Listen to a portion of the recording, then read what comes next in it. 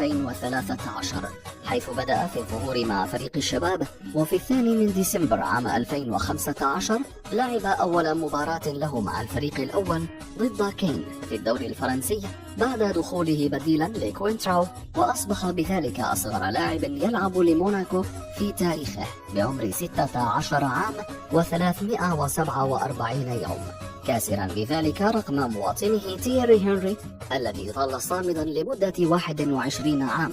وبعد 3 سنوات من التألق مع نادي الإمارة الفرنسية وتحديدا في صيف 2017 أعلن باريس سان جيرمان تعاقده مع مبابي على سبيل الإعارة مع أحقية الشراء مقابل 180 مليون يورو، وهو ما اقترب حدوثه خلال هذا الصيف. لماذا لم يلعب للجزائر؟